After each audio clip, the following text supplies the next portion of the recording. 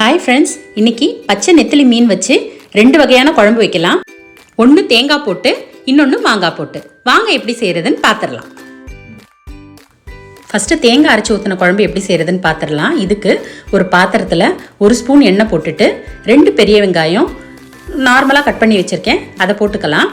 அதை வெங்காயம் லைட்டாக வதங்கின பிறகு 3 பச்சை மிளகாய், 1 தக்காளி கட் பண்ணது, 5 பல்லு பூண்டு, 1 இன்ச்சு இஞ்சி இதெல்லாம் போட்டு வதக்கிக்கலாம். இது வதங்கி ஆறின பிறகு அரை மூடி தேங்காய் சேர்த்து இதை நல்லா மிக்சியில் அரைச்சி எடுத்து வச்சுக்கலாம். அடுத்து குழம்பு தாளிக்கிறதுக்கு 5 ஸ்பூன் எண்ணெய் ஊற்றிக்கலாம் பாத்திரத்தில்.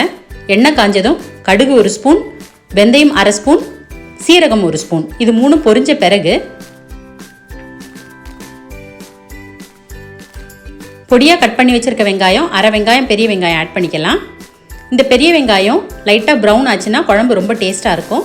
இந்த ஸ்டேஜில் கருவேப்பிலை கொஞ்சம் ஆட் பண்ணிக்கலாம். இப்போ வெங்காயம் நமக்கு ப்ரௌன் ஆகிடுச்சு. இப்போ நம்ம தேங்காய் அரைச்சி வச்ச கலவையை கலந்துடலாம்.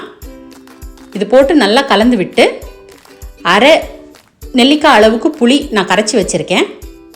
அந்த புளி கரைசலை ரெடியாக வச்சுக்கலாம். இது லைட்டாக கொதிக்க ஆரம்பித்த உடனே அந்த புளி கரைசல் நம்ம ஆட் பண்ணிக்கலாம். இதை சேர்த்த பிறகு 1 ஸ்பூன் குழம்பு மிளகாய்த்தூள் ஆட் பண்ணிக்கலாம்.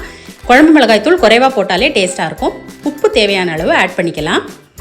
இந்த குழம்பு ரொம்ப காரமாக இருக்காது. அப்புறம் தேவையான அளவு தண்ணி ஆட் பண்ணி குழம்பு கொதிக்கிறதுக்கு மூடி வச்சிடலாம். 10 நிமிஷம் பச்சை வாடையெல்லாம் போன பிறகு நல்லா கலந்து விட்டுட்டு இப்போ இது மீன் போடுறதுக்கு சரியான டைம். மீன் ஆட் பண்ணிடலாம். மீன் போட்டு ரொம்ப நேரம் வேக விடக்கூடாது.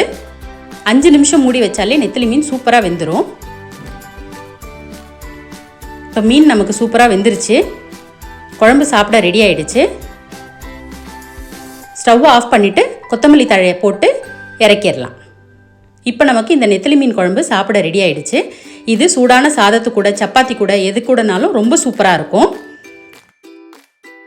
அடுத்து மாங்காய் போட்ட குழம்புக்கு ஒரு பாத்திரத்தில் 5 ஸ்பூன் எண்ணெய் விட்டுட்டு, எண்ணெய் காஞ்சதும் 1 ஸ்பூன் கடுகு, அரை ஸ்பூன் வெந்தயம், அரை ஸ்பூன் சீரகம் இதெல்லாம் நல்லா பொரிஞ்ச பிறகு நான் ஒரு 6 சின்ன வெங்காயம் குட்டியாக கட் பண்ணி வச்சுருக்கேன், அதை சேர்த்துக்கலாம். இந்த வெங்காயம் லைட்டாக பொரிஞ்ச பிறகு 10 பல்லு பூண்டு கட் பண்ணி வச்சுருக்கேன், அதையும் சேர்த்துக்கிட்டு 2 பச்சை மிளகாய் நடுவில் கட் பண்ணி வச்சுருக்கேன், அதையும் சேர்த்துக்கலாம். இந்த வெங்காயம் லைட்டாக ப்ரௌனாக வதங்கின பிறகு ஒரு 20 சின்ன வெங்காயம் உரிச்சு வச்சுருக்கேன், முழு வெங்காயம் தான், இதையும் போட்டு வதக்கிக்கலாம்.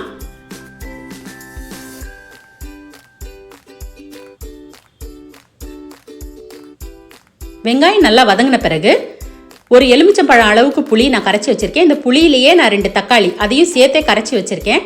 இந்த கரைசலை சேர்த்துடலாம்.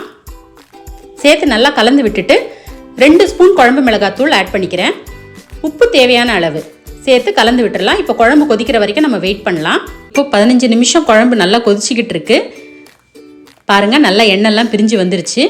இந்த ஸ்டேஜில் நான் ஒரு 4 மாங்காய் துண்டை ஆட் பண்ணிக்கிறேன். மாங்காய் போட்டு 2 நிமிஷம் கழித்து மீனையும் ஆட் பண்ணிக்கலாம். மீனை ஆட் பண்ணி ரொம்ப கிளறி விடக்கூடாது, பதமாக கிளறி விடணும். மீன் ஆட் பண்ணி 5 நிமிஷம் மூடி வச்சா சுவையான நெத்திலி மீன் குழம்பு நமக்கு ரெடி ஆயிடுச்சு. இந்த குழம்பு சூடான சாதம், இட்லி, தோசை எல்லாத்துக்கும் ரொம்ப நல்லா இருக்கும். ஆனால் அடுத்த நாள் காலையில் பழைய சாதத்துக்கு வச்சு சாப்பிட்டா இன்னும் ரொம்ப நல்லா இருக்கும். இந்த 2 குழம்புல தேங்காய் அரைச்சி ஊற்றின குழம்பு எனக்கு ரொம்ப பிடிக்கும்.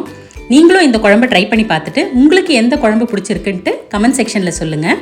உங்களுக்கு இந்த ரெசிபிஸ் பிடிச்சிருந்துச்சுன்னா லைக் பண்ணுங்கள், உங்கள் ஃப்ரெண்ட்ஸோட ஷேர் பண்ணுங்கள், மறக்காமல் எங்கள் சேனலை சப்ஸ்கிரைப் பண்ணுங்கள், பெல் பட்டனை கிளிக் பண்ணுங்கள். பாய் ஜிம்மிஸ்.